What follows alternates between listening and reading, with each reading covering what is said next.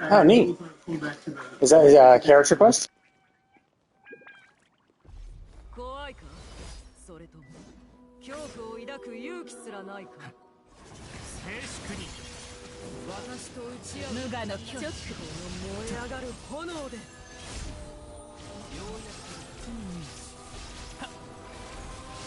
やく振動の権限私と打ち合う Is that the one where you get that red sword? The, whatever that thing is? 闇来た破滅の時にここより弱滅の時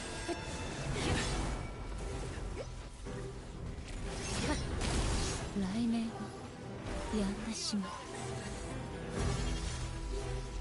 Oh, okay. Yeah, I think I tried to name him Wanderer, and obviously they don't let you name him Wanderer, and they don't let you name him Scaramouche, I think. I forget what I named him in the end. But yeah, I do enjoy all their shit. They do some pretty interesting. I like this. I generally like the story of the game. No clue how I died. Just like instantly one-shot me.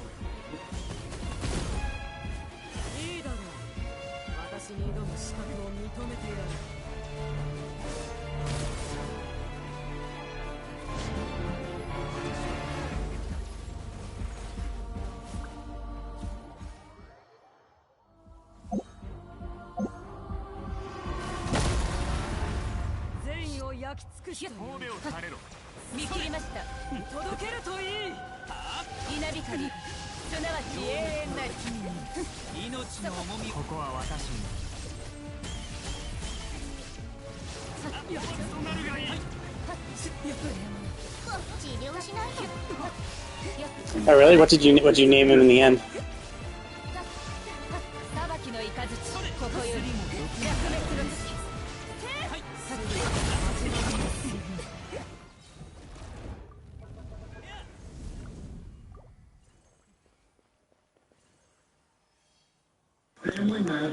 I mean, I don't really see why that would be bad. I mean, unless it means something. Does it mean something in another language or something? I mean, I can see, like, it's like, vag expressing vagina as kind of like, yeah, that could be, but that's kind of a stretch to, like, connect that, but, like, unless it means something in another language. Oh, vaguely. I mean, it depends on, yeah, I don't, vagrant, I guess it's true. You wouldn't. I don't think G's are pronounced. Like if you pronounce vagrant, like vagrant is kind of a weird way of pronouncing that GA because it's like vague rant, VAGUERANT. Whereas normally if it's VAGRA, you'd be like, oh, it's Vadra. You wouldn't think it'd be vague, but whatever. It's your game. I don't even know what is. Can I count my name? Oh, actually, I don't have the Wanderer. I can't check. Yeah, how the hell do I check? Can I check?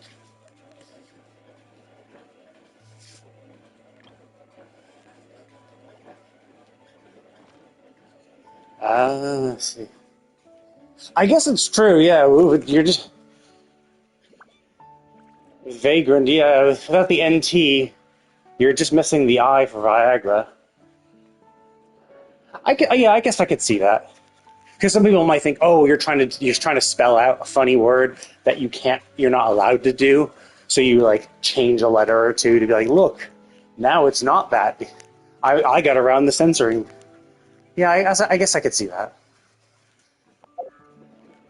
I don't even know how. Can I even check what my guy's name is? Where's my Wanderer? Yeah, I don't have him.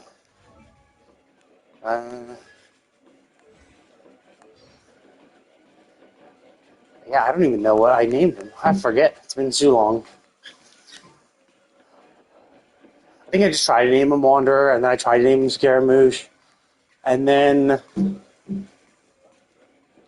I mean, you could have just spelled vagrant. You should have just said vagrant outright. It's not like you needed to shorten it. You could have just been like, no, you're vagrant.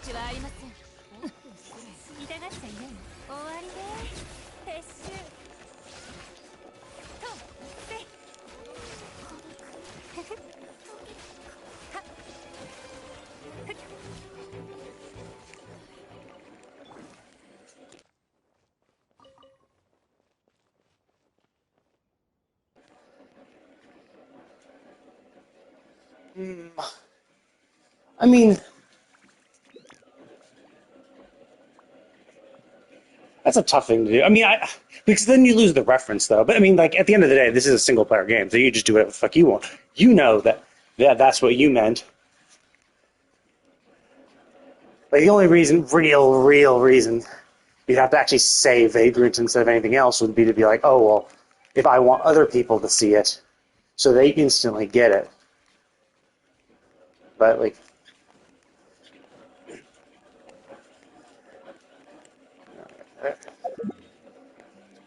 actually, let's go heal myself real quick. Because if you actually did do Vagrant, there would be people. I mean, people recognize it, but there's also like video games too. Like there's Vagrant Story, so people would might get that as a reference to. With Vagra, I don't think anyone would get that. Mostly because I don't think anyone would actually even pronounce it correct. Because assuming, like, yeah, if it's sort of Vagrant, it'd be Vagra. Like, no one's going to pronounce it like that. They're going to pronounce it Vadra. And no one's going to connect Vadra to Vagrant.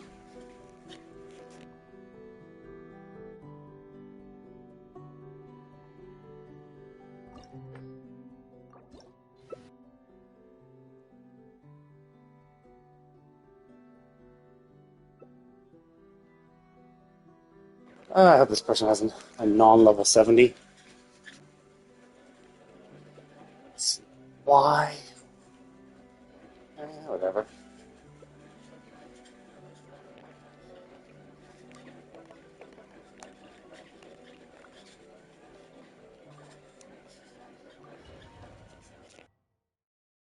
It's just like level 70 really, like I get you're a shielder and like, sure, level 70 support is fine. It is kind of annoying. Like I've had people go into like level 70 DPS. It's like, dude, you're a DPS. Like you're completely useless. Just don't be a DPS. So at least their support, which is, at least has some utility even at low levels, but still, level 70, come on, dude.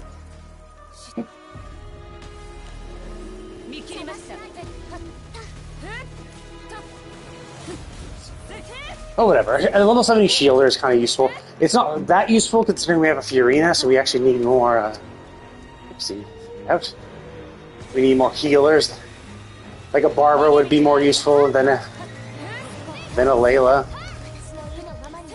Because we need the ability to heal rather than shield.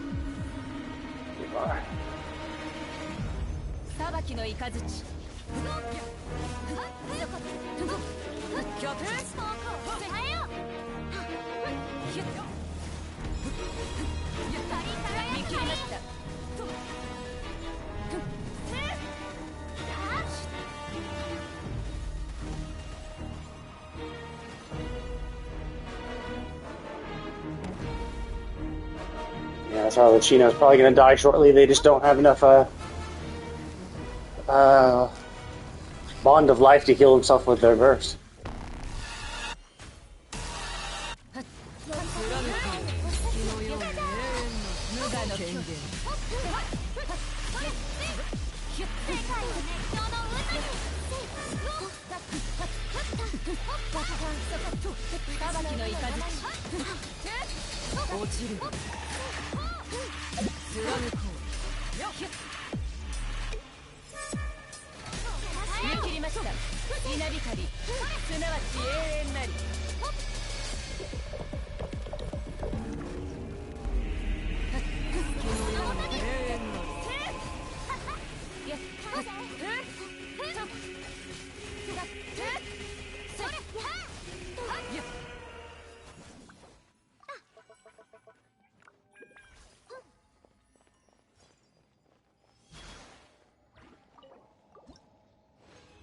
Okay, that wasn't too bad, I guess. But yeah, I think I also tried to use synonyms for Wanderer. I don't think I did Vagrant. I didn't think of that. I can't remember. It's been so long. It's been like a year or two. Actually, I guess it has been like a year. Actually, no, maybe more than a year because we're almost getting into Natlin already. So maybe like a year and a half ago when they introduced introduced the Wanderer quest. But either way, yeah, I've really liked. I can't remember a single story in Genshin where I've just been like, man, that sucked. They've all been pretty good. Like even like, well, okay, I guess the quests for like events kind of suck sometimes. Like the basic ones. Like obviously the Wind Trace event quest is simply just go talk to the guy. But like ones that are like the poster child for the patch, like this one, those quests are good. They're just the generic ones where it's just like, oh look, we're bringing back this event, or oh hey, here's a new event, as it's just a one-off type thing. Usually those kind of suck because they're just really simple. Of go to a location, talk to the guy, say a few little random things, and then start the combat or start the whatever. But like, I mean, it's not like I have any expectations for that. It's like, yeah, I get it, right? It's just a slight introduction into what the event is, nothing much. But for these ones, the ones that are like the poster child for the patch, those ones are much more involved, much more interesting. And I don't think I've ever had an instance where I'm like, this is bad or this is not fun or I don't like this for these quests. Same for the character quests. A lot of good character quests. Where are they? Oh yeah, that's weird. Oh, they don't show all the yeah. So I've done all the hangout events too. I enjoyed all of these. Obviously, some more than others because some characters I don't like Bennett at all. I did his quest because especially because he was one of the first group. These four were the first to appear, so I was like, well, I'm going to do them all because I want to. So I don't like Bennett as a character. So but the story was good, interesting. I just don't like him. Whatever. But yeah, all of them have been pretty. All of them are pretty cool. I enjoyed them. They're an interesting little way of doing shit. Sinus thing to do too. But yeah, storytelling in this game is pretty good. I've enjoyed it.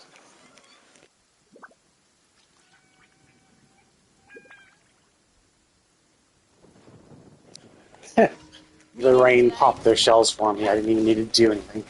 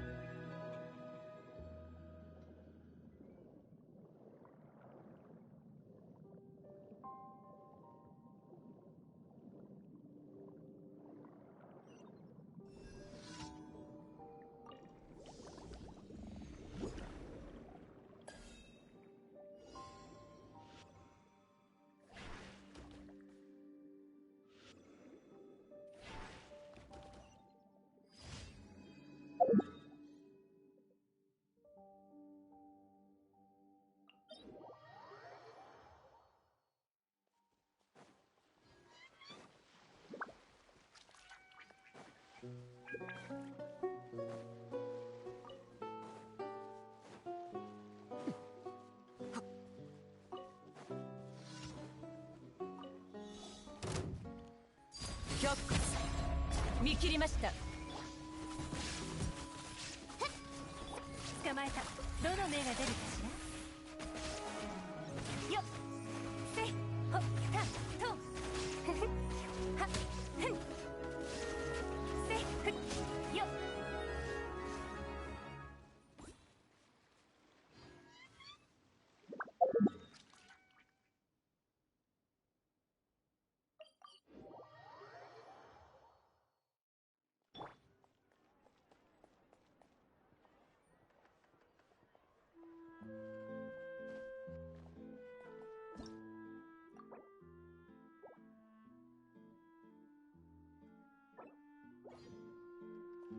星と深夜、無事今日の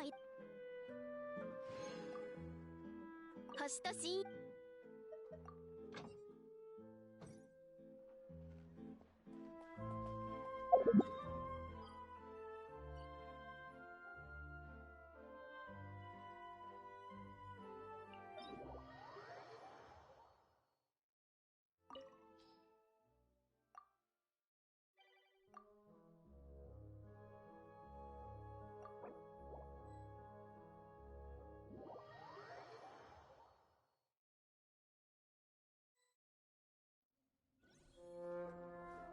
浮世の風景は幾千年も変わらないというのに、人の世とはこうも白露と泡のように儚い。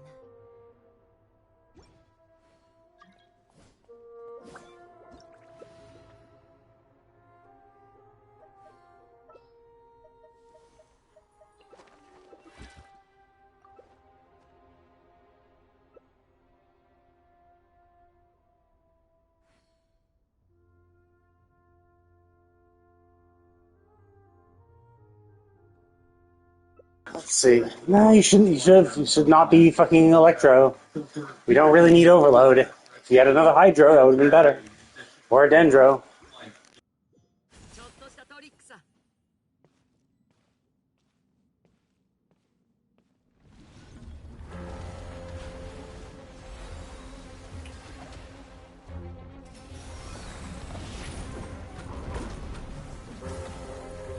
世界の熱狂の渦にほっほっせいほっ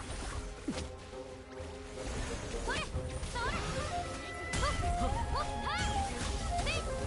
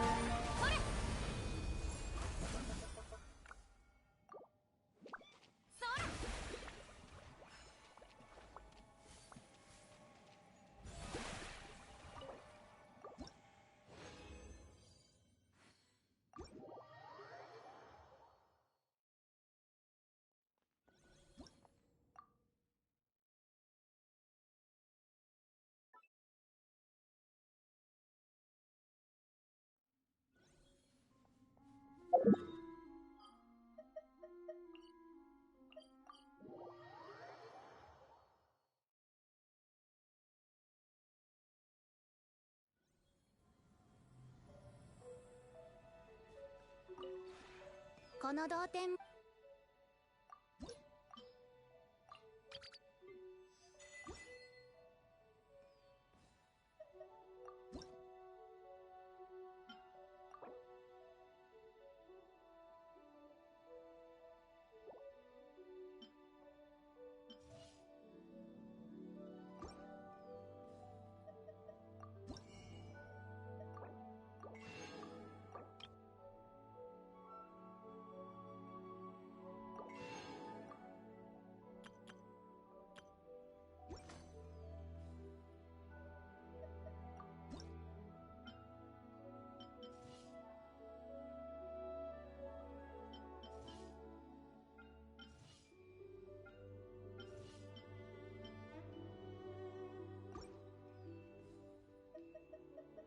同点について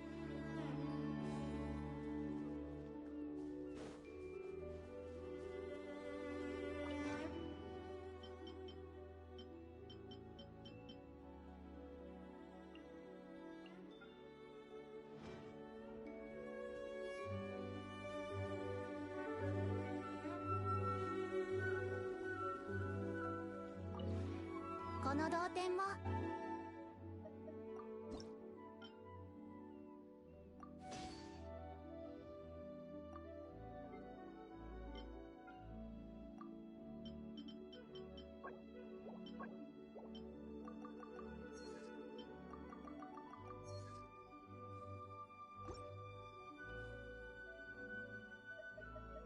同点について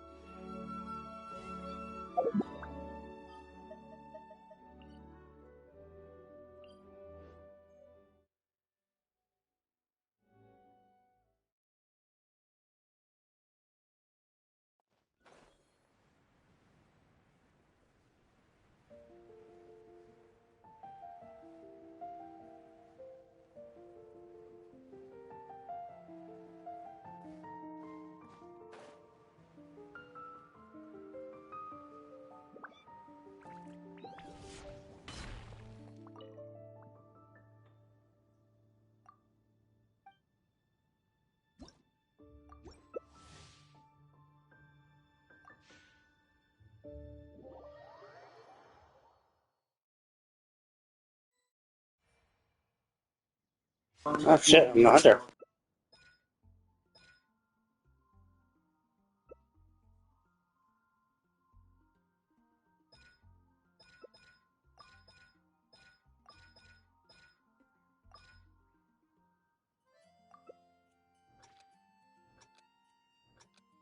Okay, barrel, chair, and nothing.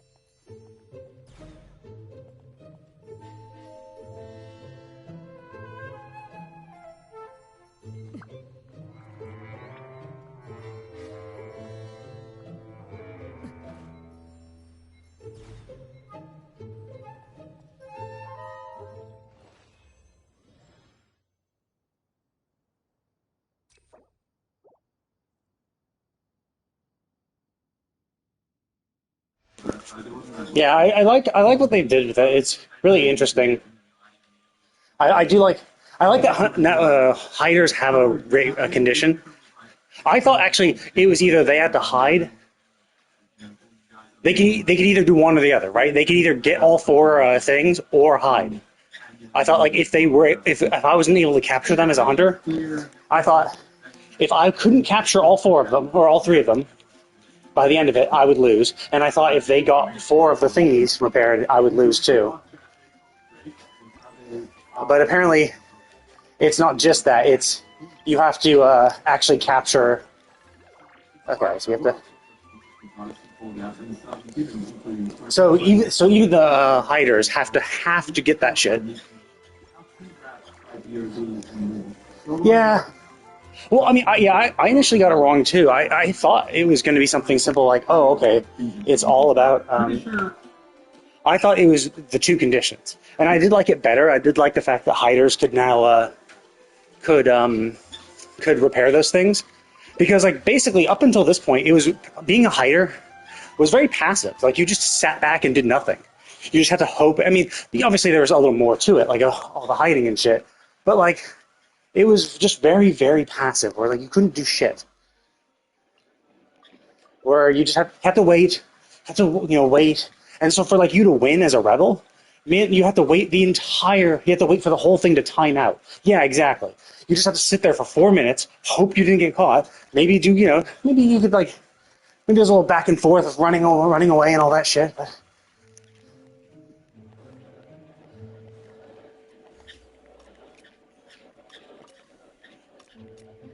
But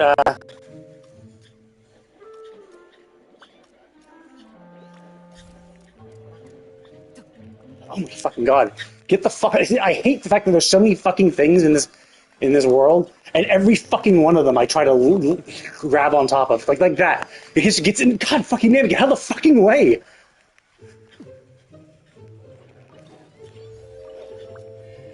I don't like that. But yeah, I do like it. I do think it's really cool. It gives the rebels something to do.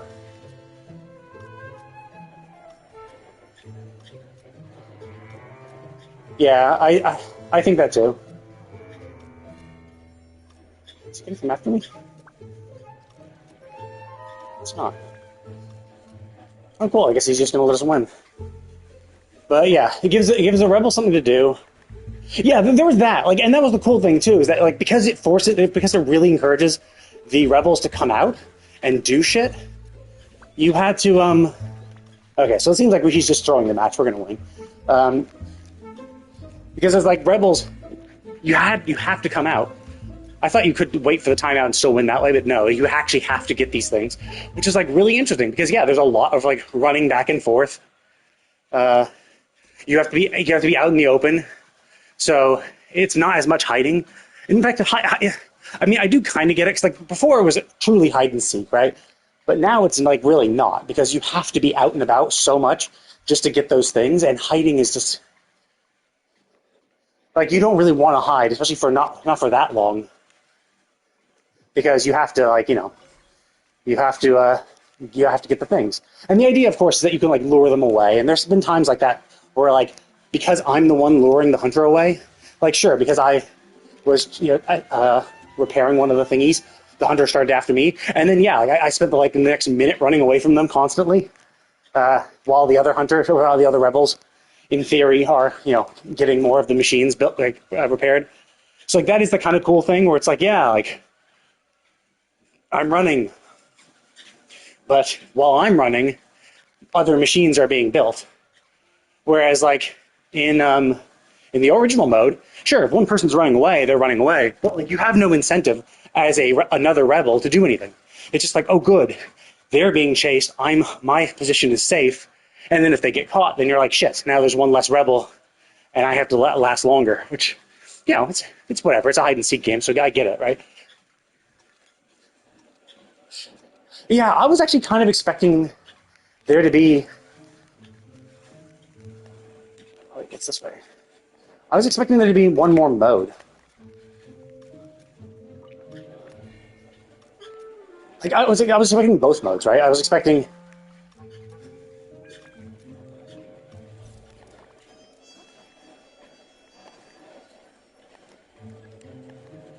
Ah, fuck you. God.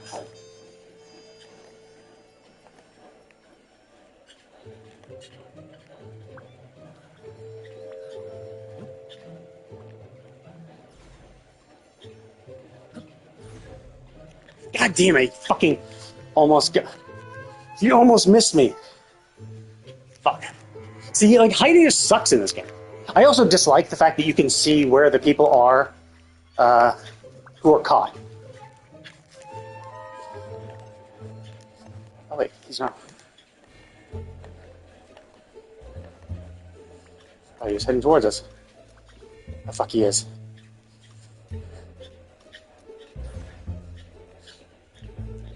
I guess I probably should have run away, but whatever. Probably a bad idea, but whatever.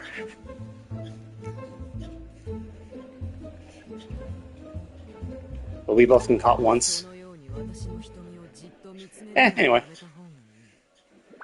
It's fine. So this guy's a little better than the other guy. Yeah, he won. I think this is a shittier map for us as rebels because it's far too open. Like the foresty one is much better by comparison, I think, because the foresty one has a lot of like elevations, and so it's like, and you have to climb on top of the tower, so you're visible while you're repairing the thing, so the hunter can see you, but like it's really hard for them to get you because you can always like jump off and glide away. So it's, while making you more visible, at least you have some protection against being caught immediately. Whereas in this one, you're pretty much visible really easily. It's really easy to get to any of them. And so it's just like, it's not as good. Like and the arena seems a little too small and too flat. So like I do find that a little bullshit. Like for that specific map, I don't particularly like this one. I really like this one. Because all the, oh shit, I'm the hunter. Fuck. I want to be a rebel for this. Because like some of them are up in elevations, which give an advantage. So it does kind of suck, obviously. So this is one that gives a huge advantage to rebels, and not a really good one for hunters. Because a lot of these. So yeah, well, whatever.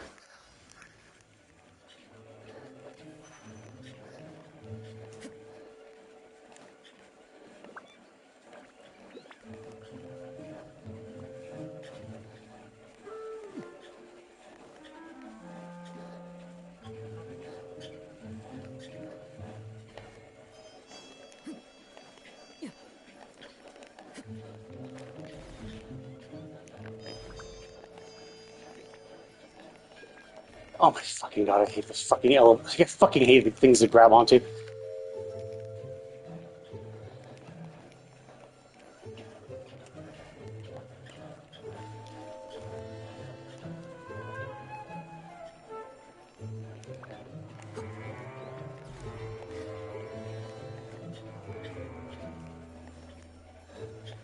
Yeah, I'll probably lose. I think the cooldown on this is much higher than it used to be, too.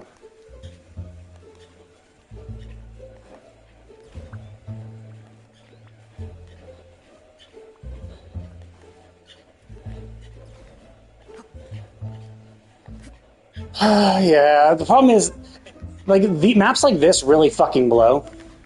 Because, it's really hard to see anybody, and the map is humongous. So the map is way too big, so I can't see all fucking points, whereas the previous map was super easy.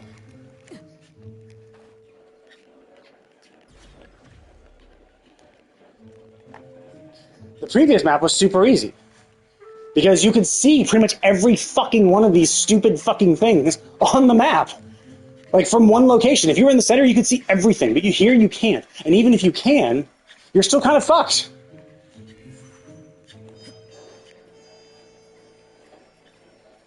So the problem, of course, yeah, this map really blows for hunters. It's great if you're not a hunter, which unfortunately I am this time. It's like, fuck, oh, this one was caught. Okay, whatever.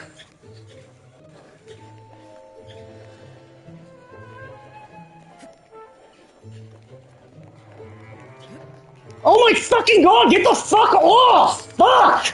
Jesus fuck, it's so fucking annoying to fucking goddamn go up these fucking things!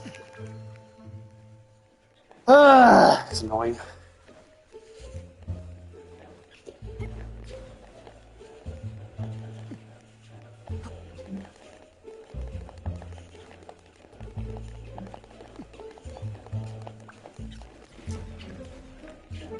Yep. Yeah, see, they won. That guy. I do think that's kind of annoying. Like, the previous one before this, was really weighted for the hunters because it's so small. Like, maps that are this big really fuck over the hunter because it's so big. But it's not like they change the hunter's abilities based on the map. So, like, so in that map, there's so many places to hide, and all the fucking machines are so fucking far apart from each other in both distance and elevation that it's just impossible to actually protect them and keep an eye on them. And I can't just passively protect them because if I don't, because my lose condition is if the timer times out or they get 4 of them, I'm fucked. Which I think, no, it should. There should be the timer should be a benefit to the hunter. I think in maps like that, it should be like, oh, if the rebels aren't able to get it, then they lose. Whereas for the smaller maps, it should be no, if the hunter's not able to get you in that much time, they lose. So it's like, yeah, for small maps, the time limit should be for the hunter. So for small maps, it should be like, oh, you're the hunter. This is your limit. So that does kind of suck. So yeah, look how huge that fucking map is. It's like fucking insane. There's so many benefits to being a hunter or being a rebel on this map. Which is like, okay, whatever, right? Like, you have a 1 in 4 chance of being.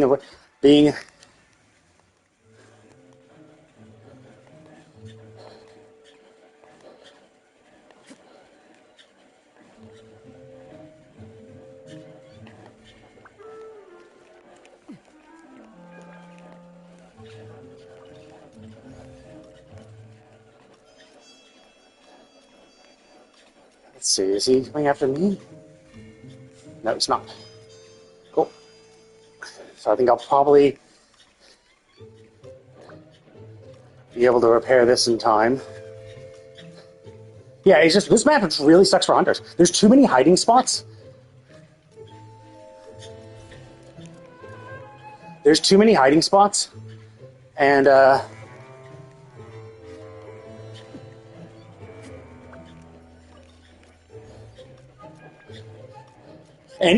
off the map, like, so he can't see me at all because he's not anywhere near this location on the map, so he can't see this.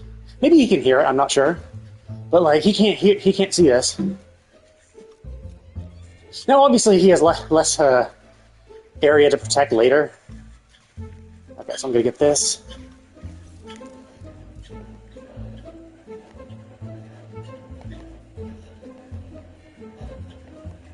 And that guy I just need to hold off for 5 seconds to.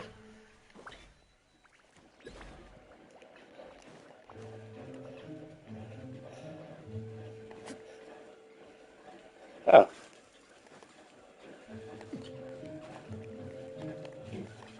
Oh, oh shit! I didn't realize he was that close to me.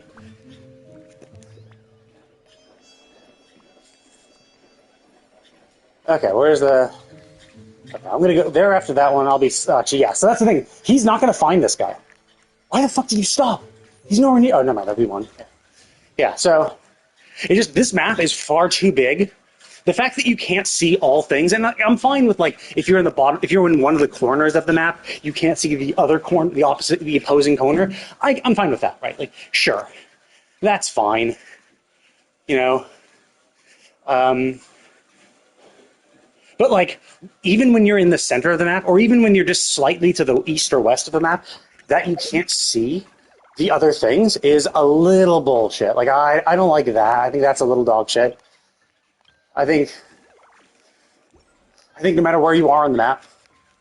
Well, as I said, like again, if you're in the top either corner, like any of the intercardinal corners or whatever, sure, I'm fine you not seeing the exact opposite side of the map. Fine. Because you're all the way down there, obviously, but like if you're in the middle of the map and you can't see the entirety of the map, like you should be from the middle of the map, you should be able to see every single one of the machines, as well as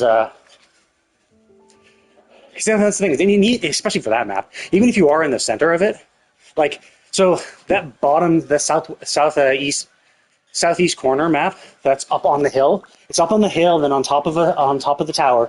Like if you're at the center of the map and you see that going off, or you even see them running towards it, the amount of time it takes you to get to it means they've already had like the chance to get it like halfway repaired. It's too far away, and the elevation just makes it too hard. So even if you get there, it's unlikely you'll actually be able to capture them because they can just glide off and fuck off somewhere. So that's a tough map for hunters. Actually, Dawn Winery is still a little too big, and has too much shit in the way. So it's perfect for hiding. I think the stone one, the Leeway Village one. Let's see. Actually, let me look at the maps again.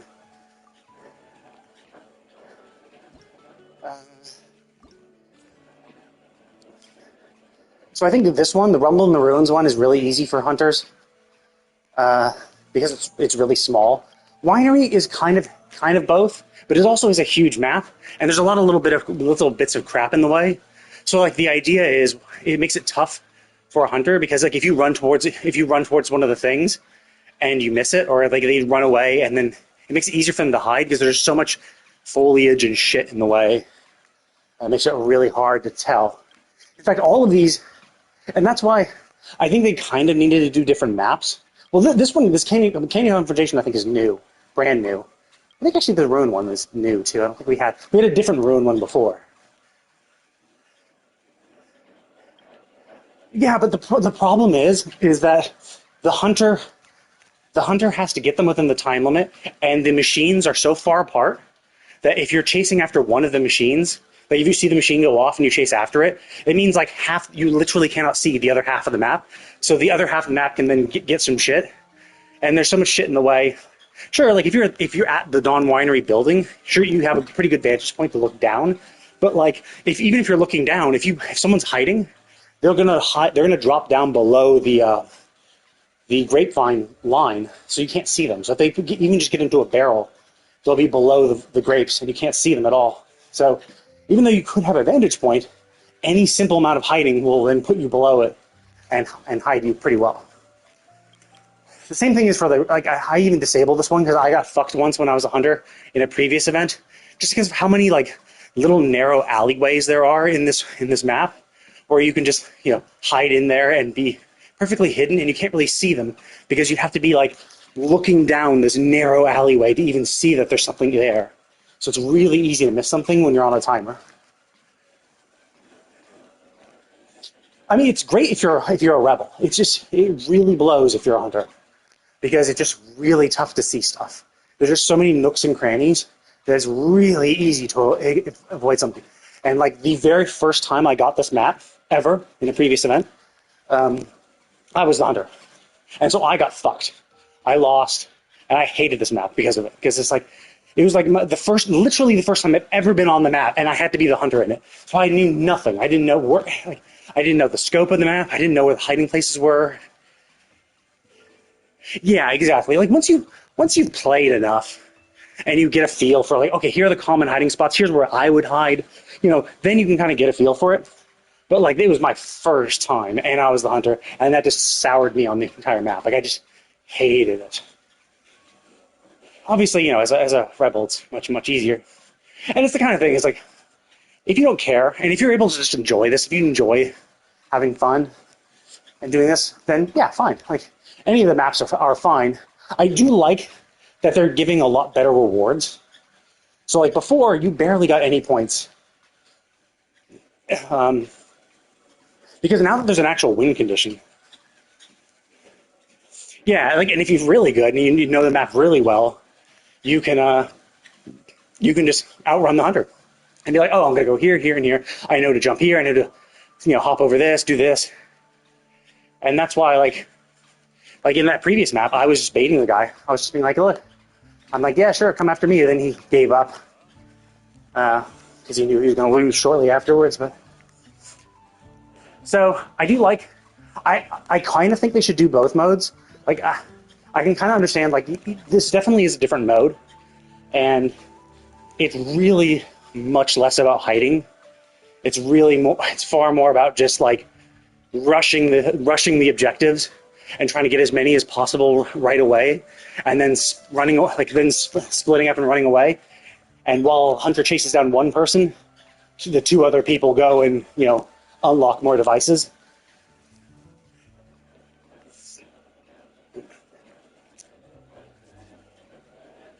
That would be interesting. That would be an interesting idea, because they have brought in a variety of mini games into Teapot. It would be kind of interesting if you could like get one of these furnishing items, and then you can like set it in the middle of an area, perhaps. Was it this one? Or was it? Yeah, some of these, like these ones. Like here's a sprinting one, here's a dance one. If they added another one of these, adding another one of these like game devices, you could put it like you could just make a little cat thing or a cat insignia, a furnishing you place down, and then it creates a humongous circular map around it, like a perfect circle around it. And then yeah, you could just place it in the center. You could place it in the center, and then everything, and then the hunter maybe interacts with it, and everyone. Oh yeah, kind of like the co-op domain thing. The hunter interacts with it and enters into it, and then it brings up anyone who's in this co-op environment, because all teapots are considered a co-op space. Everyone who's in it can then press the button to join, and yeah, that'd be a really interesting idea to make a furnishing where you can just place it wherever, which would automatically create a big circular arena.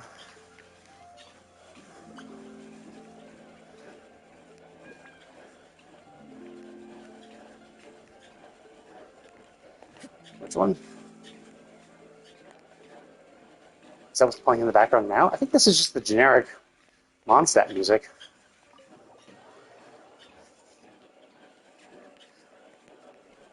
I'm not sure, like, because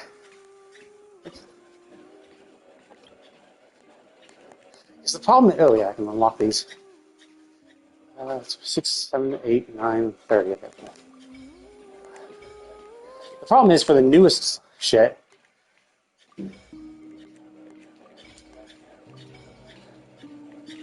Oops. I like this one.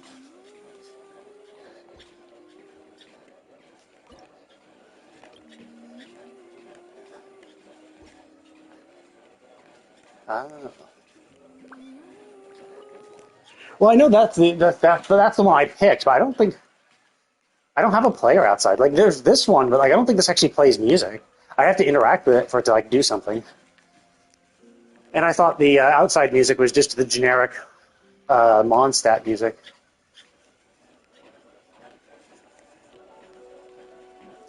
But yeah, it would be kind of cool if they did that for a wind trace thing. I'm not sure how hard it would be to actually implement. They have the mode, and it seems like, yeah, just having a furnishing that has a... I guess it would have to create an instance area, maybe, if you're going and using I'm not sure. I'm not sure what the code, but yeah, it would be kind of interesting. I think they could have. No, no, I don't. I don't think we have a. Do we have a player out? An outside player? I.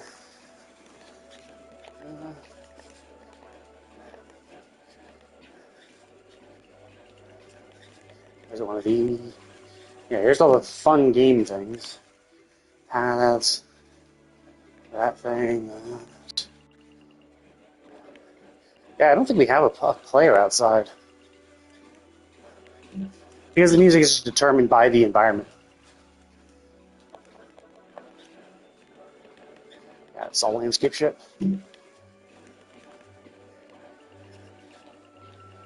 Yeah, that's probably just purely decoration and not an actual player.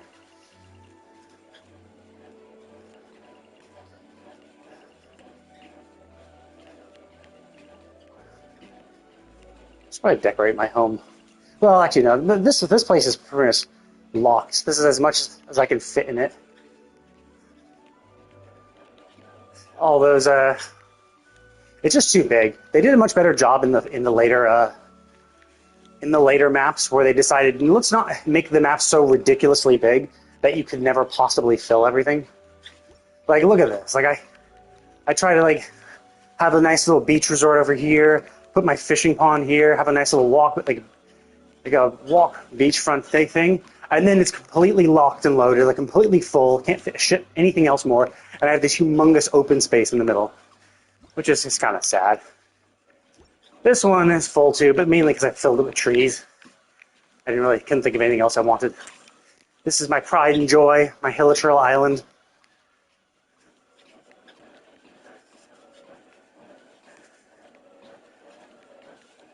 Hilichurl Sanctuary. But, yeah.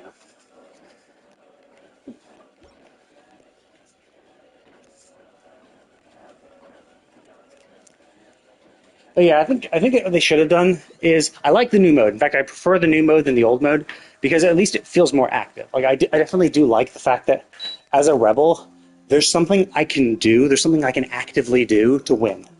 Like there actually is something for me to do. Because like, yeah, running and hiding is just kind of like waiting. And like people were complaining, oh well, this like the hunter has too many advantages in the new mode. And like the hunter always had too many advantages. Oh, I see this current song. Yeah, this is just a generic song for this zone, for this for anyone who has this teapot. This well, I mean, this is one of the three main themes you get when you first get your teapot. But everyone has this song playing in the outside.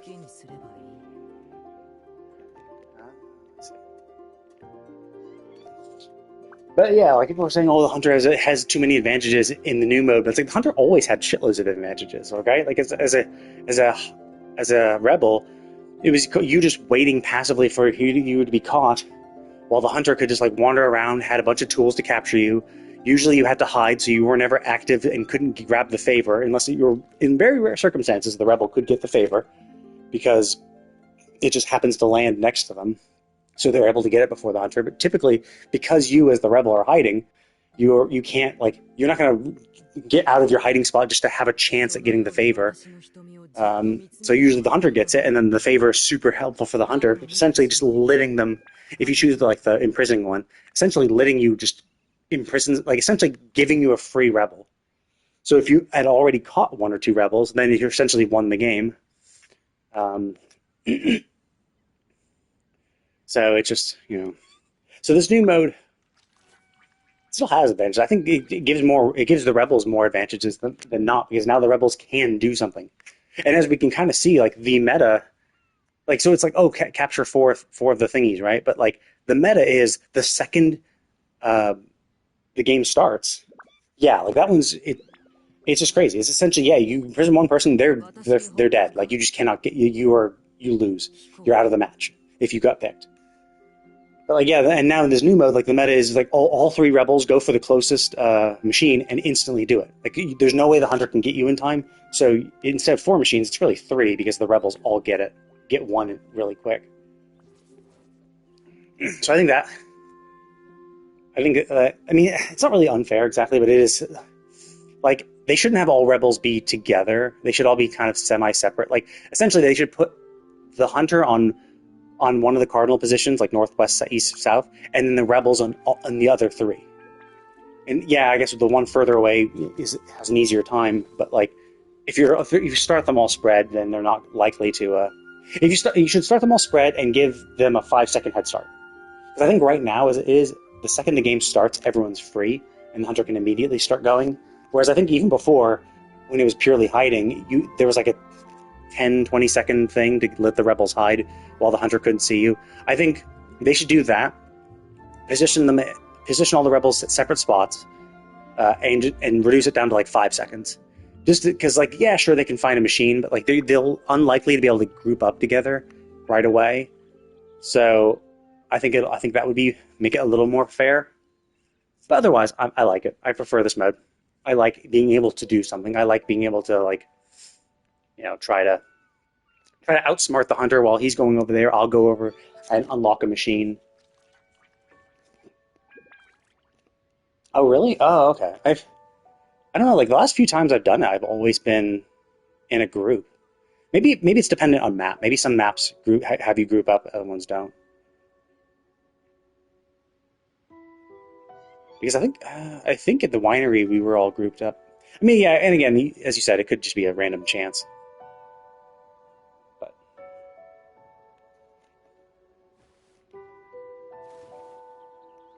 But yeah, generally I do like this mode. I think at the very least what they should do is they should have both modes. It should randomize. Are you going to be in the hunter mode, or are you going to be in the classic mode, or are you going to be in the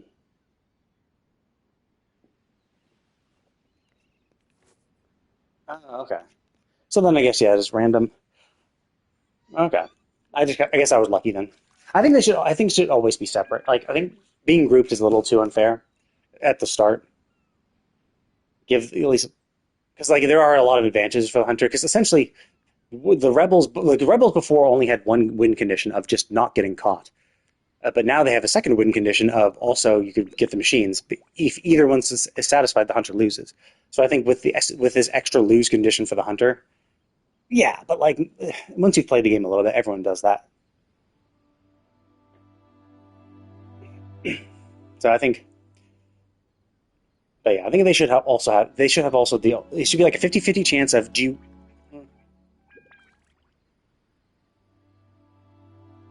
I guess I've been lucky. The few times I've been grouped up, I see them both go. I think now, like maybe in the beginning when the game first came out, I think that's kind of what people did. Everyone scattered, but then they realized, oh, actually, like there's no way for the hunter to get us in these first like 10 seconds. So if we're starting as a group, let's all group up to the closest machine and get it, and then after that scatter. And ideally, you could kind of group up, try to stay semi-grouped up, like two of you go off and one person goes off the other way. Maybe the one person goes to try to bait the hunter, and they like to go for another close machine to get the hunter to chase after them, while the other two group up and find a further away machine to do that one quicker.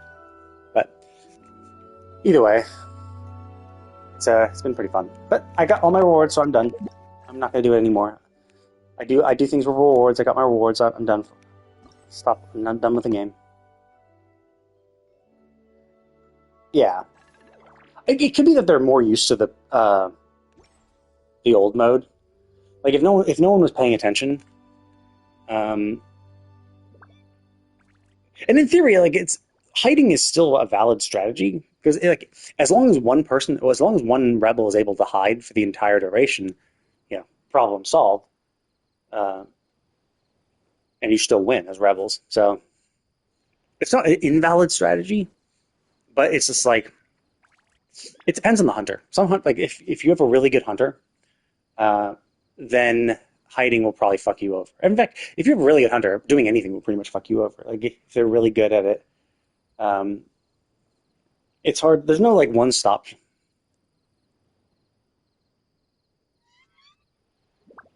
No. If the time runs out, the hunter loses. Rebels win if the timer runs out. So the hunter has two conditions where they could lose. If you can't capture all rebels, or you can't fix all, if you can't stop them from fixing all machines, the hunter loses. So that's why it's heavily favored in terms of the rebels, because it's the same win condition as before, but for rebels of just living. Ah, that's a shame. Yeah, sometimes. Yeah, if the time runs out and the machines aren't fixed, the hunter still loses. I've lost as a hunter like that, where yeah, where they didn't fix all machines, but I wasn't able. I forget which map it was. I think it might have been the winery one, but essentially they hadn't fixed all machines, but they'd gotten the ones that are really far away that I couldn't see, and I wasn't able to capture all the rebels in time, and so I lost. So they still had like two machines they needed to fix, but I didn't capture them all, so I lost. And I've had other times. Yeah, I mean, I've had both times where it's like where we won.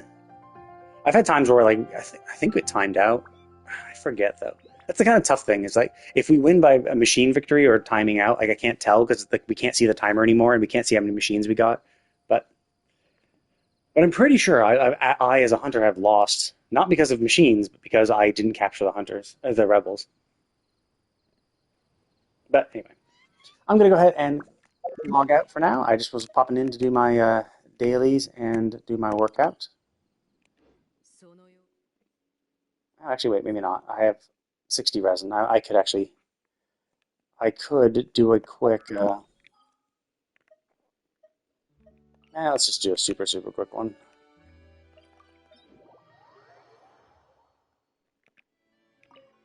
Let's do a quick weekly. Spend my 60 resin. Really? I've lost in those kitchen situations too, though. Maybe I wasn't paying attention then. Maybe they fixed all machines and I thought it had timed out. I could have sworn I won too when we didn't fix all machines and the timer just ran out. Maybe that's also map dependent. Ah shit.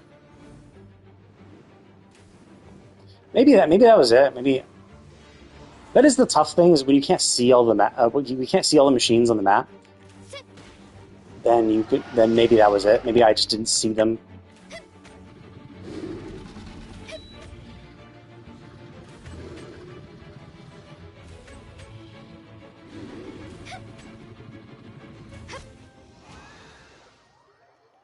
There we go, nice and easy.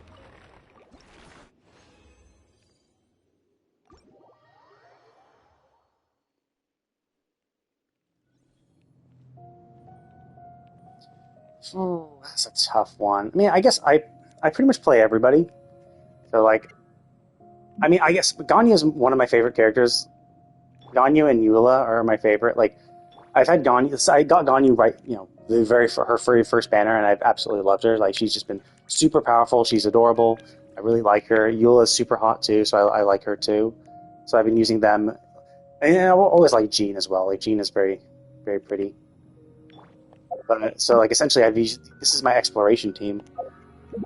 But like I like lots of characters. Like I have a variety of teams.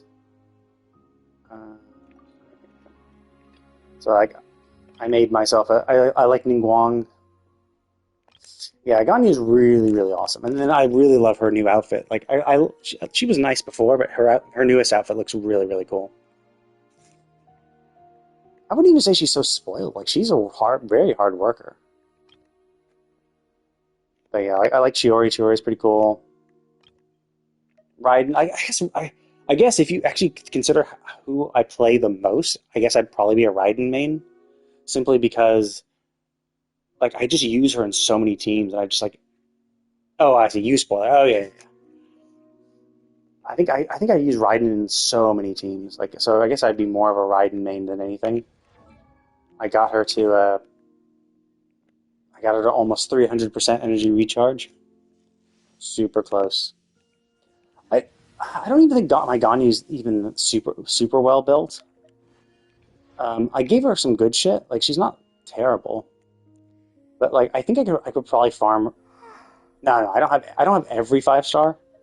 Um, I do have a bunch, but I've been playing since like the very beginning of the game, like literally the beginning. So I've been playing for almost 3.5. Actually, no, I guess more than 3.5 years at this point. But there are some characters I do not have. Mostly dudes. In fact, up until Navia came out, I had the only characters I didn't have were all male. But then, no, I spent some. I get the Welkin Moon. I get the Battle Pass. If I really, really, really want a character, I will spend money. I'm not like I have money. I'm fine spending money. I don't like his playstyle either. It's not. It's like some of it is just like I don't want. Like I only want attractive women. So like there's that. But like I just don't like Zhao's playstyle. Like I don't like generally. I don't really like the whole HP draining thing. So the whole Fontaine region kind of sucked for me because I just don't like losing HP while doing stuff. And then I just don't like his plunging attack meta. Like the whole thing about plunging attack I just don't particularly like. Ito sucks so much. He feels so weak. Like every single combat event where they give us him to use, he just feels so ridiculously weak in a mono team. Some of them do. Most of them don't. But there are a few characters. Like the only time I'll constellation something, usually if they have some sort of like something about them, like so like I got Eula's because I wanted this. I wanted to decrease the CD of her skill just to make her easier to play. Zhongli, I think I didn't get like I usually don't get them right away. Sometimes I do. Zhongli, I got this so that I get a shield when I ult. Ganyu, I can't even remember why I did this. I think she was. I was young and naive. Obviously, Jean. I don't manually pull for Jean. Just I got her. But yeah, like most. Oh yeah, and for this one, I did this to increase the duration of her burst. But yeah, most of the time I don't get. And I really do like Raiden, so I wanted to make her stronger. But most of the time, I don't. And like even like, nah, that's nothing. You should see. It's my C6 Diluc, who I literally have never used. Like never, ever. I've never had him in a team comp. I've never actually used him as a character. He's built. He has stats. He has a spare Wolf's Gravestone that I got from losing the 50-50 or losing a. No, I just don't like him. Like maybe if I ever used him, if I ever like decided to play him ever, I might consider it. But like even with this, and so I got him C6. I'm like, okay, well that's a sign I should build him, right? So I got him. I got him some artifacts. I'm like, cool, he's all built. Decent, like relatively decent crit rate, crit damage. Obviously, I should have more crit rate, but whatever, right? And even with him being built and ready to be used at any time, I still just never use him. So it's just like, eh. So I prefer Jean. I prefer more Jeans, but I just haven't. So I can use Luke's instead. But yeah, Kaching. I've got an actually pretty good Kaching. Oh yeah, like he's not even that bad. I think when Zhang Yun came out, he came back in the meta a little bit because he was like really good with his plunge attacks. Zhang Yun made Diluc's plunge attacks really good, and so he kind of came back, and you saw some weird, funny things with him. I like Nahida, I got her constellation, but like I got her flat out. Didn't get a constellation for her, but then when her rerun banner came out, I pulled and got her that. Same, actually not for Fury. I think for Fury and I got her C1. I was intending to get her C1 because this was just so useful. But yeah, like most of the time, I just get them. I just get them as a character. And then I've won. I think I got her C1 first, but then I got 2 more constellations for a standard banner. I pulled her on the standard banner sometimes. I think I got this after. Like I think I got this when she was on a rerun. Typically I don't like because it doesn't. What I would consider is that if it changed her play style or made her easier to play, I would be more inclined to do it. But this doesn't really change her play style. Like it makes her obviously easier because you can get more energy back, and so it makes her better to play. But I also play her with Raiden like so much that like I don't really have to worry about her energy. But yeah, like typically it'd have to be something that like changes how they play, or makes them much easier to play. So like for these ones, I kind of like this, where it's like okay, or if it increases the duration of a burst, or reduces the cooldown of something, which can kind of make it just easier to play them in teams because you don't have to like be as worried. That's kind of what I enjoy. Like that's what I would consider more likely than not. This one eventually got him because for that. Kazuha, Kazuha, I didn't even intend to. I got a double Kazuha. I think I, I think I was intending to get this. I was intending to get him C1, but then I got a double, so I got C1 and 2. And Venti was like the first one, so I thought I pulled. I mean that was fine. Like it was the game when the game first came out. It was like okay, sure, pulling extra gives you more 4 stars, which is helps you early on. Yeah, I got Chi-Chi. Chi-Chi is actually one of my first. I think my first standard banner 5 star was Chi-Chi or was Kaching, and then Chi-Chi was the next one. So I think when pulling for Venti, I lost and got a Chi-Chi. But even still, like she's one of the like despite the memes, she's actually one of the standard banner 5 stars that I've gotten the least number of. Like even Tignari, I won him on the standard banner. I would, but I also really like Raiden. So like I really really like. Oh yeah, and actually, Hu Tao's another good example. I think I got her constellation. I think she was another one I got double. I got an extra one of her. Like I got a double 5 star for her. But I was aiming for this so that her charge attacks wouldn't consume stamina because I don't like doing the whole jump to avoid like stamina consumption type thing. I don't like that. So I did that to make it easier to play her. But yeah, like I really really like Raiden. Raiden is really really really useful. I really like her aesthetic. Um,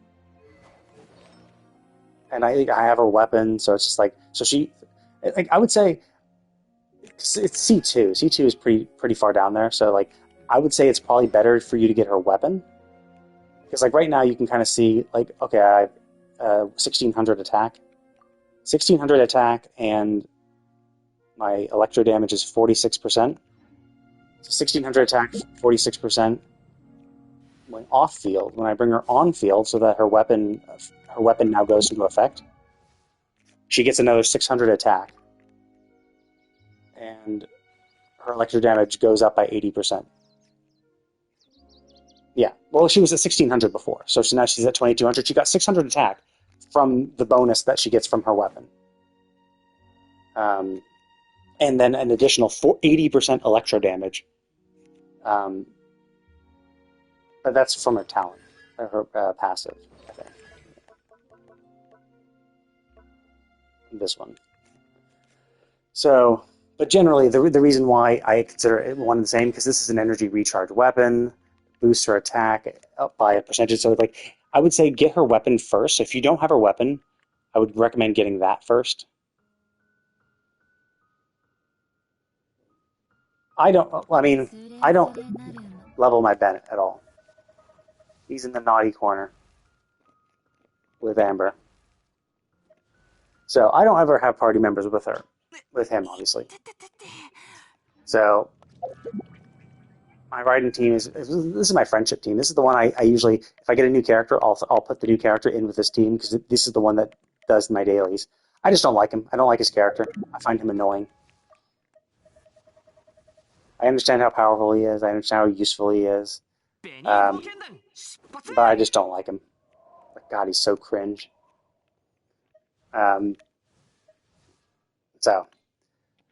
So I like maybe if I have literally nothing to do, because I am kind of a completionist, obviously, because like as you can kind of see that from all my characters, they're all 90, with the exception of Kazuha. Kazuha is being slowly leveled, but they're all level 90. So I do build them all. So maybe at some point, if I have nothing else to do, I might. But like even still, it'll be a while because with Natlin coming out, we're going to get up to level 100. So yeah.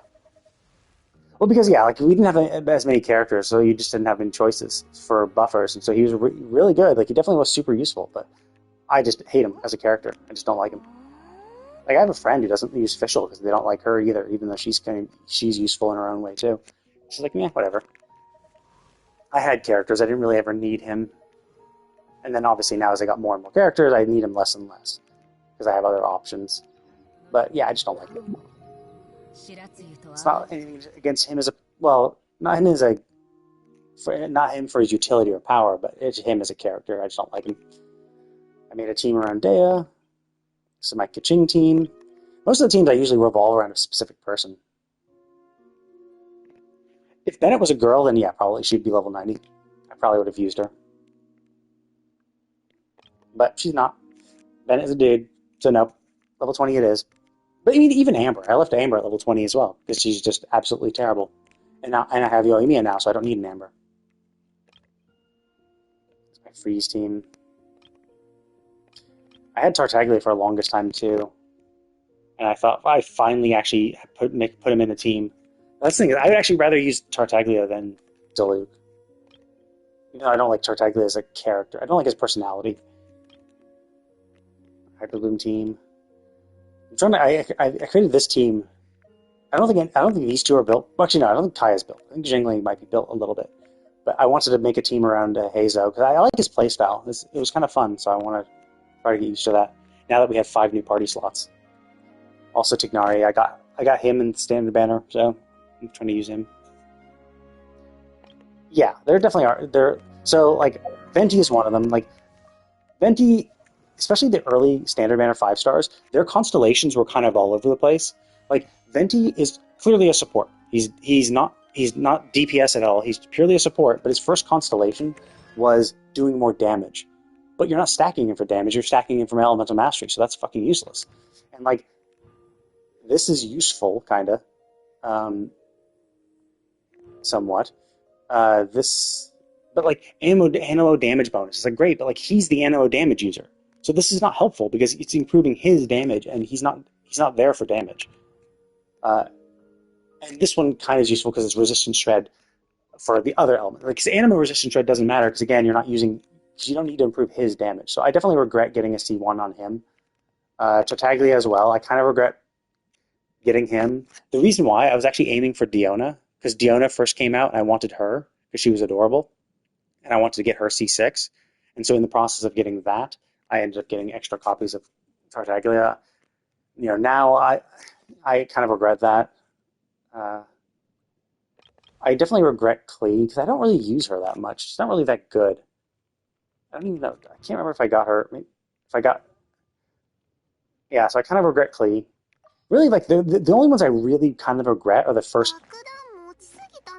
It's not that bad. Like, it's bad. It seems worse than it is. But like, if you actually play him, the idea is that, like, especially with the set, with the water set, it kind of tells you, it kind of suggests how to play him, because his artifact set is, after using his elemental skill, increase normal charge attack for 15 seconds. It's like, yeah, you essentially stay on the field for 15 seconds and then swap. I mean, no, even for him, it's like you swap at. Like, the only reason why his cooldown sucks is if you let it go to completion.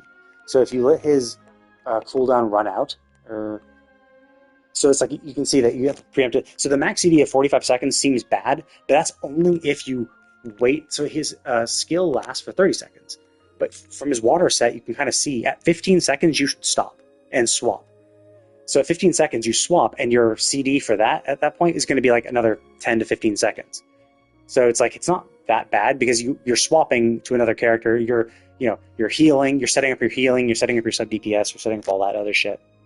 So it's not that bad because by the time you've finished setting up, by the time you've used all your other characters, you use their burst, you use their skills. By the time you get back to Tartaglia, his CD is up. The only time is that if you stay on the field for too long, then you can screw yourself over. Especially if you hit the max duration. Yeah. But like typically, like it just seems worse on paper than it is, because like pretty much the way everyone plays is you go on the field, you do a bunch of damage, and then your support skills run out. Like, oh no, this skill ran out. This skill ran out. It's like, okay, I got to swap to them, do their burst, do their skill again, get that rotation in. And so like it just naturally fits in with his playstyle. It's just that if you keep him on the field for too long to interrupt that rotation, then yeah, you can get screwed that way. But generally, I just kind of regret getting him because I don't like him as a character that much. I don't really regret getting her. There's a little bit of regret for Chiori because I got screwed on my pulls, so I actually had to. So I actually lost a shitload of primos I had saved because I lost her 50-50 and then lost for her weapon as well. Yelan, definitely no regret. Definitely no regret. I guess Albedo. Like I don't really use him that much. I never really used him that much even then. I'd like it. I like his playstyle, and I got his weapon too. But and he's useful. I don't regret him that much. But yeah, like constellations on Venti, even Venti. Well, I mean, I would say I don't want Venti at all, but like Venti's fine. Like he was really useful back in the day. Yeah, I liked her because I like Chiori because she was an improvement for Albedo, and I like Albedo's playstyle. I do like Navia. I kind of wanted Navia, but I was saving for Arlecchino. And Clorin's coming out next patch, and actually even Seguin as well is also coming out. So it's like shit. I definitely want Clorin. I'd like Seguin or however you pronounce her name, Siggy. I'd like to get her, but like Clorinda is the one I really really want because she's super hot. But I was also saving for Arlecchino, so it's like well, and then Navia came out. I'm like I can't. I'm saving for Arlecchino. But then Shiori was a direct replacement for Albedo because her constructs don't get destroyed as easily as Albedo's, which is one of the kind of annoying things with his. And I actually really do like her, and the fact that she's split scaling. So all her shit is scales off both attack and defense, whereas Albedo's doesn't. His skill scales off defense, his burst scales off attack. So you focus on one or the other, or you get him C2, and now his burst gets a little bonus damage based on his defense, but it's still kind of annoying. But yeah, definitely regret Venti Constellations. I kind of regret Venti, but he was definitely useful. He helped my account, in 2020, like he was the GOAT. It made exploration much, much easier. Definitely regret getting Klee. I don't really use her that much. She's cute, but like she's just... I thought I would use her in the Mondstadt talent domain, but she's really shit in that domain. Like the Mondstadt talent domain really sucks. This one, with all the ice stuff, I was like, oh, okay, well she's a catalyst user. So that's great. Like she can melt the cryo slime. She can melt the thing. Yeah, I do find that kind of annoying. Like, well, I mean, so Albedo is not like that's not the end all be all. Like you still have the 3-star weapon, which is his best in slot essentially. You still have the what's it called again? The like Harbinger of Dawn. Yeah, that was it. Harbinger of Dawn. That's still good for him. Like that's a decent. Like, so you still have that, but yeah, like the fact that they don't have any of the event weapons ever come back, I find that annoying. Like I do kind of get it on some level because it's like, well, you don't like if you brought back the event, like if you had a new event come out and you're like, oh, it's a PlayStation exclusive. This one? Oh, I see. Oh, you mean as an alternative sword? What was it? Traveler's Handy Sword.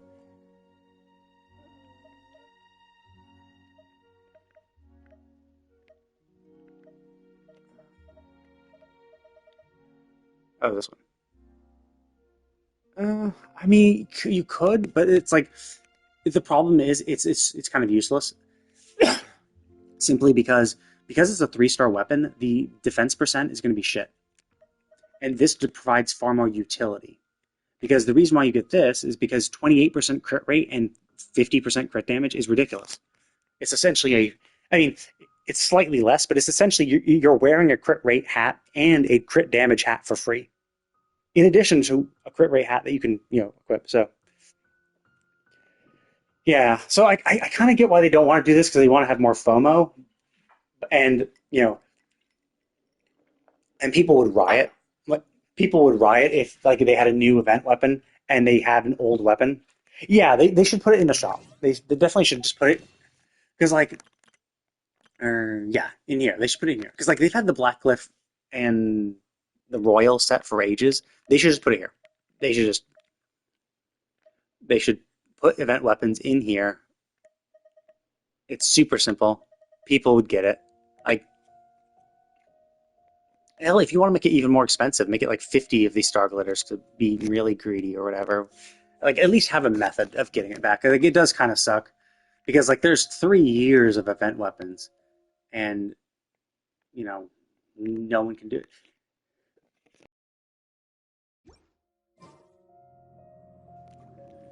Of like tons of now most of them aren't as like Albedo's one is like tailor made for him, so I think that's probably the worst one simply because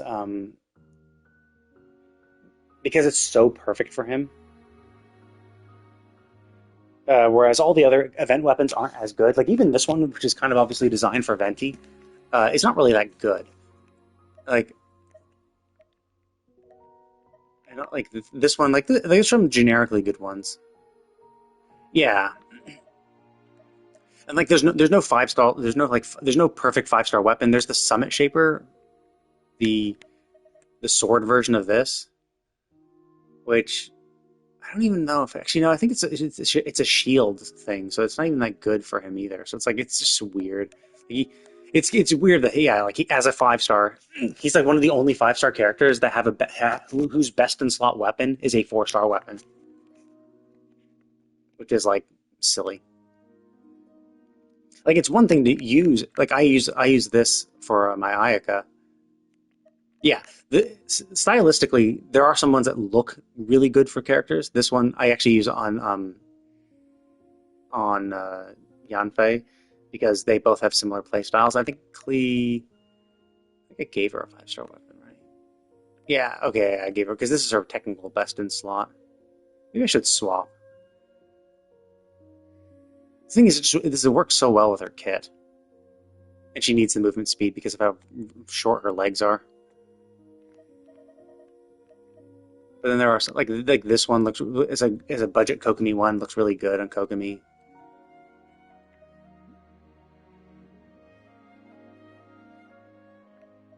Like this one actually looks pretty good on Venti too.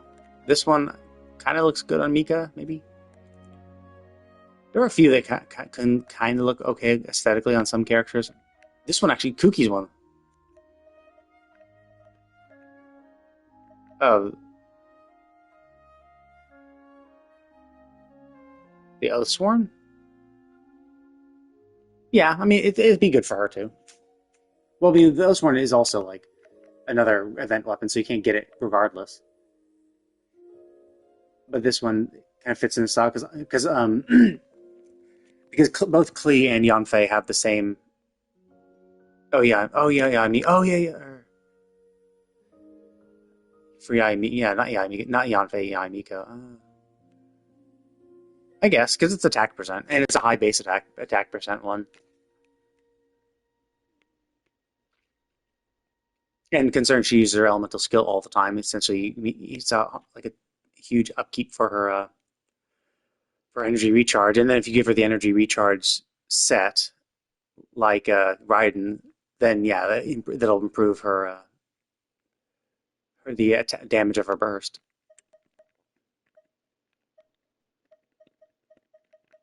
Like this one looks really good on.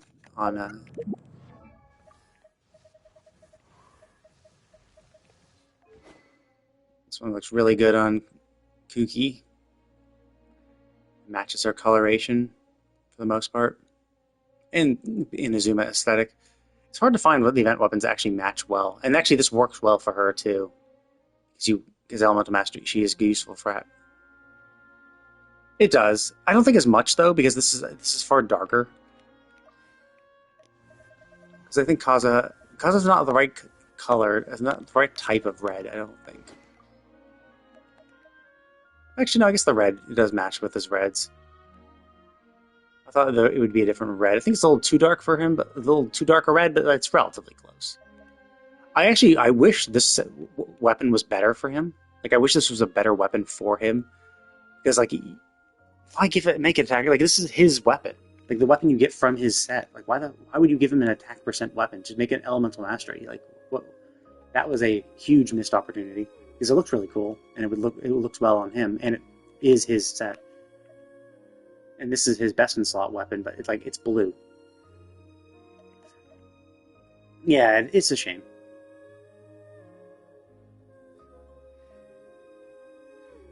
Yeah, it's purely an attack weapon. It's like, okay, so if you, I mean, it's a generically good attack weapon, sure. Like if you need for an attack sword user, sure. I don't think by that point, because even like early on, like maybe Animo was thought to be an attacker because we had Venti with his stupid thing, but like they clearly like the idea is that like Animo was clearly meant to be a support. And I don't think Kaza was ever meant to be a damage dealer at all. Like none of his constellations do damage. All of his kit is pure support, and Animo in general is just a support class because a Viridescent Venerer is the perfect set for all pretty much every Animo user, and it's all about elemental mastery. So it's like, so yeah, it's kind of weird. Like it was an odd choice they did for that. I mean, it makes more sense from the story perspective. Like, yeah, sure, I get it. Like, it's about this. It's about the samurai who, you know, murders a lot of people. So yeah, sure, a sword that is stacked for attack. Sure, that makes sense to a degree. But like, you only get it as part of his character quest. So like, making a weapon that would be useful for Kazuha would be the logical choice. But nope.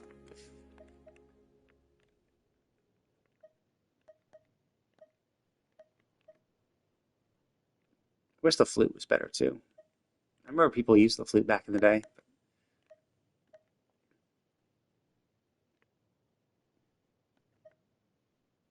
But yeah, what I really hope they do is they add a glamoring system, the ability to have the appearance of one weapon replace what you currently have equipped. Yeah, until she got the this is the her best in slot, but I put it on Kaching because it looks so much better on Kaching. Oh, I actually have it. I think because I have a ton of those billets. Where are they? Here we go. So I have a big pile of them. So essentially once I get a huge pile, I craft the weapon. But I think actually that's what I did. I crafted this weapon, I think, for Ayaka. No, I leveled it up, so it should be up here. Yeah, here we go. It actually looked really, and it looked good on her too. Well, how she used to look. This looks so much better on with her Fontanian outfit, and it actually is a pretty good attack booster as well. Because this one just doesn't match her anymore. Even though this is her best in slot, I actually like the appearance of this much better.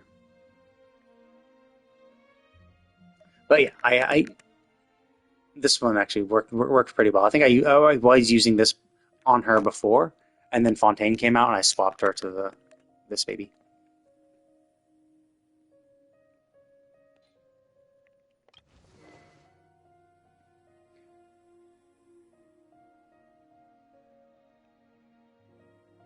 But I think what they really need to do is they need to just allow us to change the appearance of weapons. Like, because there's certain ones, like I think Child is another example that he had a 4-star that looks so much better with his aesthetic than. So like I got him this because I just happened to have lost the 50-50 or I think we got it from just a standard man or whatever. But uh, the rust actually looks really good on him. Like the rust matches so perfectly with his aesthetic. Like I think I was using this, and it actually worked well for him regardless, like stat wise and effect wise. Um, but it just can't beat a 5-star weapon. But it looks really cool. So I'd rather have him. I'd rather have the appearance of this weapon instead of this. So I'm really hoping that at some point they'll give us the ability to essentially replace. Oh yeah, I got this too. Replace the appearance of replace the appearance of a weapon with another weapon that we own.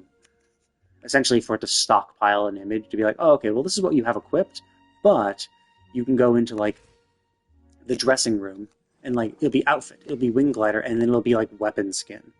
So you'll be able to like replace, you'll be able to slot in any weapon that you could have equipped on that character there, and it'll just display that appearance instead. Yeah, it'd be fun for some memes and shit. I mean, I really like this weapon on her. It looks super cool. Most people's personal weapons look really good on them. But like Zhongli, like I built him for HP, so he has a ridiculous. So he has 50,000 HP. This is kind of shit, right? Like there are other weapons that look better. Leeway Spear looks pretty cool. Dark Litter matches him very well. So it is a shame. It'd be kind of nice if you could. Gani's one was perfect for her, so it's whatever. This actually matches very well with her original outfit. Yeah, and I think I gave that to Mika too, because like you don't get the effect of it. Like when you're healed, you restore energy. It's like yeah, you don't really need that as much, and it actually looks really good on Mika too. See, matches him very well, and he heals, and he needs energy. So the second he does his burst to heal, he'll also heal, and he'll get some energy back from that. So it works really well with his kit.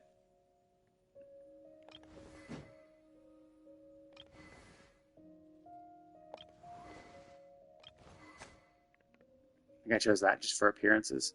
Looks pretty good on her. Yeah, like I don't like the appearance of the white blind.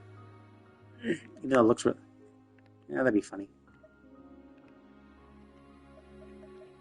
But there are some weapons where I'm just like, yeah, the appearance looks cool or interesting, or you could just do, go back to the debate club or something like that. So it would be nice if they just allowed us to replace the appearances of stuff. Especially since you already have to have the weapon to do the way I'm recommending doing it would be you'd already have to have the weapon anyway. Now, I only got that recently because I got fucked in the last weapon banner. I think no. Oh yeah, Chiori's weapon banner. Chiori's weapon banner. I got the red horn instead. So I only just got that when I got Chiori. So I hadn't built it at all because I only had just gotten it. Same for Linny's weapon too. Oh, I leveled that up. When the fuck did I do that? I don't remember doing that at all. But yeah, same for Lenny's weapon. But it's also like because the problem is the thing is like sure it increases like defense, but the reason why you want a 5-star is because the base stats are better. But like the base stat is attack, and like Noelle doesn't really use attack that much. And sure, like defense increased by 28%, increasing normal and charge attack by 40%. Of your defense is good, but like the white blind is better because depending on what you're using her as, and I'm using Noelle as a healer. So the thing is, the reason why this is good is because it gives you 51% defense flat out, which is where her heals are determined, and also when you do hit, you increase your attack and defense, and as you can see, 4 stacks 12 times 12 means your attack and defense get higher than the then yeah, of course she is. She's pretty much every 4-star from the very beginning of the game, like is C6. So I've just pulled enough over 3 years to get them all. So this gives you more attack and defense than the Bighorn does. It gives you 51 defense, right from the beginning. And in addition, she's I've built her for heals. So got 3,200 defense. But I have her with the Maiden's Beloved set. So she's stacked for heals. Well, except for she has defense for all the shit, obviously. But her crit rate is pretty shit. Right? So it's like even if and the Red Horn is a crit damage weapon. So like having crit damage at 150% doesn't really matter when you're only critting 1 in 5 times, and then like getting an attack and so like replacing this with like a crit rate one to get her crit rate up is not really helpful either because it's like Like, so not only would I be losing the 50% defense from this, but I'd also be losing another 50% defense from the hat to get crit rate. So it's like to improve her damage, but like I'm not using her for damage. I'm using her purely for heals. And then of course, you know, the fact that C6 makes her even better.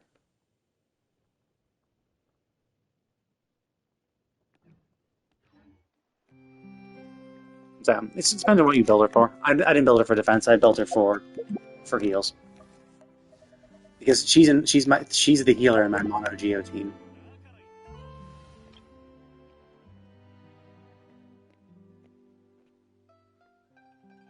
And she's pretty good. I mean, I wouldn't use that as a good comparison because I've always thought that Ito has absolutely sucked dick DPS wise. Because like there's been 2 combat events where we've been able to use him for free. And so I'm like, okay, cool. Like this is an event tailored for Geo users, so I'll use Ito and build a mono Geo team with him. And it has felt like it feels like he hits like a wet noodle. It feels so ridiculously weak. Every other combat event with any other team comp, I feel like I'm just blasting through it. But every time I've ever had to use Ito as part of an event, even in a mono Geo team tailored to use him, perhaps. I never really check his builds, but like every time he just feels so ridiculously weak. It's just like, holy shit, why the fuck would I ever want to use him? Because like mono Geo the mono Geo teams are rough. It's like you have to have so much extra damage to make up for the fact that you're not doing reactions. And yeah, you have to have like a perfect setup for all that shit. But it's like, oh, I don't want to have to do a perfect setup for all these things. I don't have to have like the perfect setup just to make him barely usable, right? Like I'd rather just have him be strong.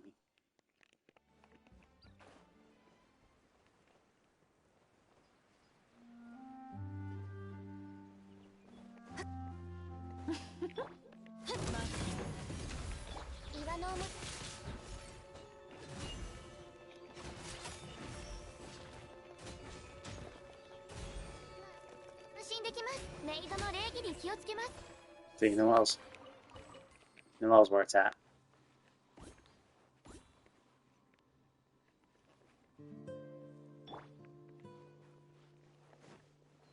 But yeah. And obviously, you know, if I did this similar party comp with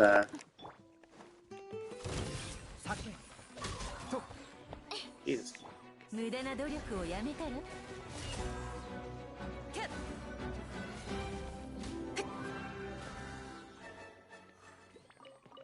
Yeah, they're a humongous pain in the butt. Yeah, if you ever fought the one that's up here, yeah, up here, the one up here really screwed me over the first time I came across them because I was just like, oh, okay, cool. Because I was just wandering around, like, oh, cool, it's another one of these things. Then you find out that they're like ridiculously strong. Let's just go die real quick. Probably die.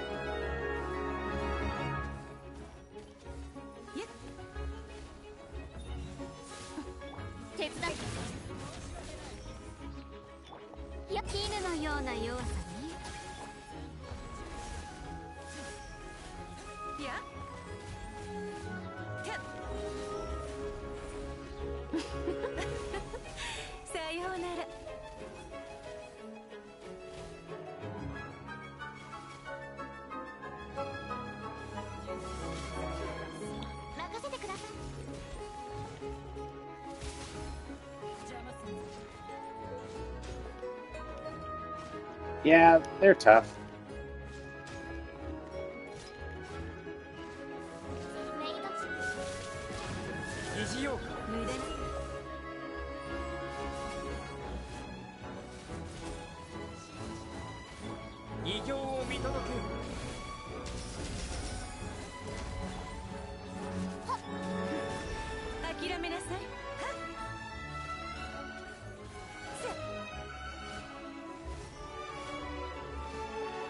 Yeah, of course.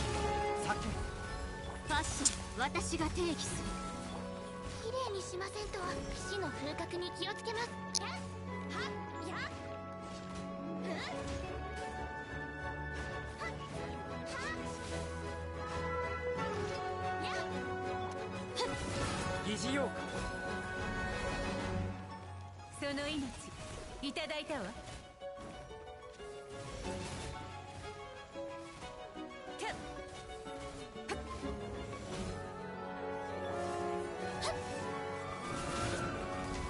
無駄など血で血を洗おうかし。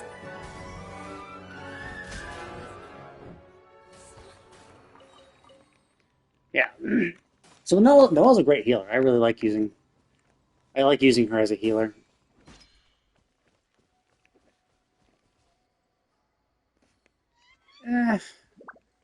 I mean, I don't know.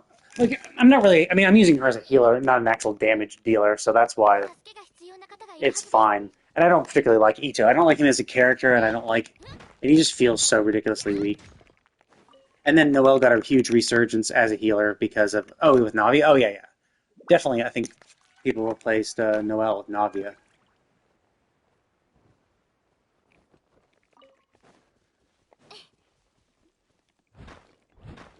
Yeah, I made so essentially like when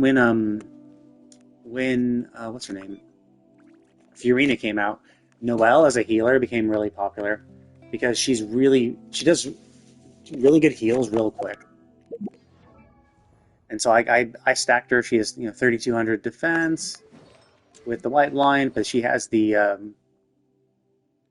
Maiden's Beloved set with a defense percent for everything.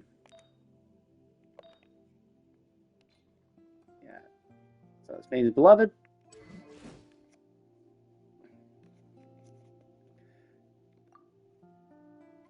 Yeah, it's an all party heal. So like pretty much every all party heal was really benefited with in Fiorina teams simply because you're able to heal everyone super quick. Energy recharge is surprisingly high. I didn't. Oh yeah, I got really lucky on that one. Probably because I have so much defense, I could probably do without. Um, but the problem is I have to have a healing bonus on set for Maiden's Beloved, which is rough because pretty much every other character who has Maiden's Beloved on also wants healing bonus. So finding another healing bonus to replace it would be a little rough. So I'm fine with that. Plus, it's like there's also the added thing. It's like, yeah, sure, healing bonus would probably be give me a little more healing, but your healing is still pretty good.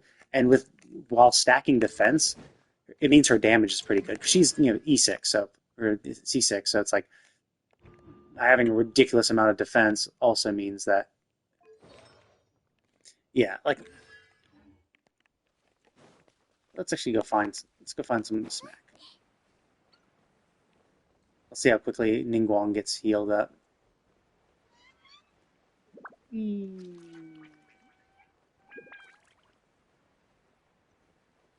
Well, yeah, but for C6 essentially means that the more defense she has, the more attack she has as well. Oh. 岩の重さは安心できます。メイドの礼儀に気をつけます。So I need 4 hits, I guess, to fully heal Ningguang. これで次疑似用か。諦めなさい。さようなら。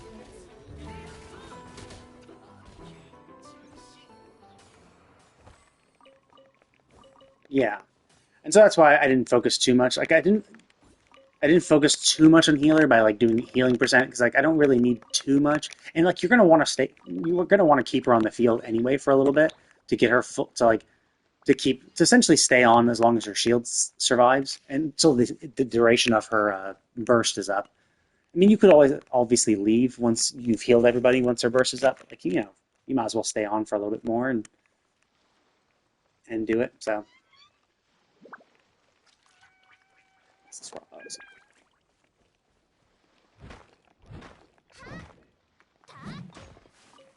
So I've been enjoying using her like that. Yeah, I mean, I still don't like. I mean, she was. It was a bad choice for them to make her the CD for this so long. Like 24 seconds is way too long for a 12-second duration.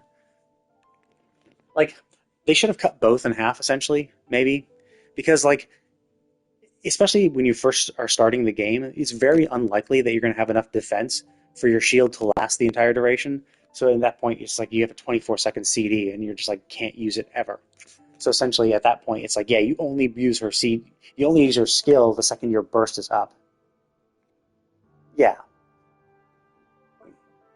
like yeah, she was just yeah, and energy was kind of rough. I mean, like even her burst has a longer duration than her shield and has a lower CD. It's so silly.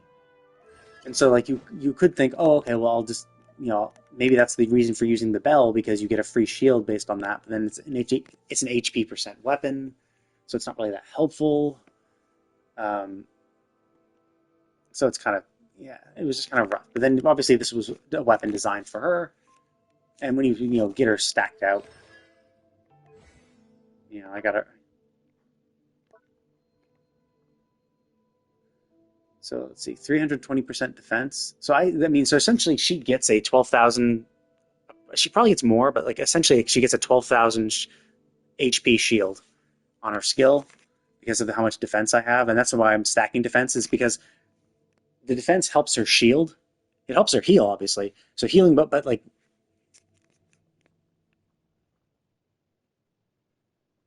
I mean, Zhongli was always meant to be a shielder. He was just never meant to be a DPS, and that was the big complaint. The second Zhongli came out, uh, people were bitching and moaning because they thought he'd be stronger, and he was really good for was as a shielder, and that's what the complaints were. And then people were like, "No, we want him to be DPS. You made it seem like he was a DPS character when he was just a shielder." So they changed it to make him do better DPS.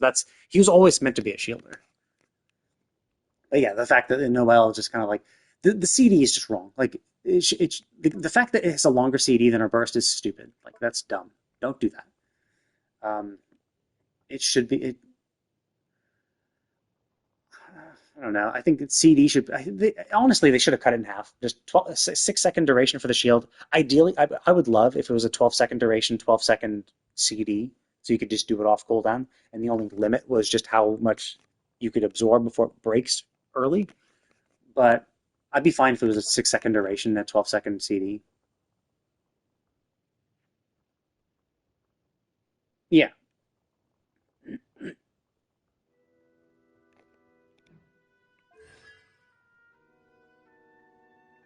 yeah, but that was not a problem with Zhongli. That was a problem with Geo. They changed the Geo resonance. It wasn't specific to Zhongli. They did fiddle around with the Geo resonance around that time, but I wouldn't say that's a Zhongli thing. That was just everybody thing. The Geo resonance at the time sucked. I forget what it was. I think it was just shield strength. I think you only got like 20%, 25% shield strength for a Geo res, and that was it. Nothing else. Just improved shield strength, which is like, oh, okay. Um, I mean, even now it's not that bad because you help. So you get the shield strength still, and you do as long as you're protected by a shield, you do increase damage. So like that's kind of useful. So you're getting better strength, and then of course hitting them with.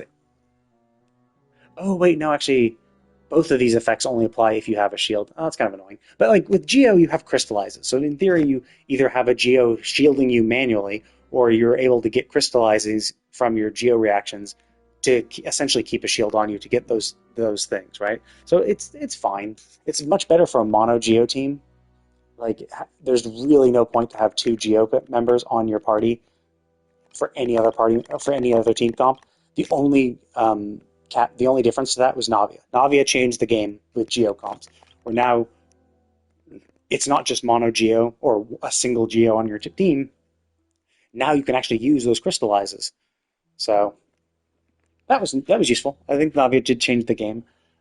Like, if Navia wasn't coming out right before Arlecchino and Clorinde was coming out, I probably would have gotten her too.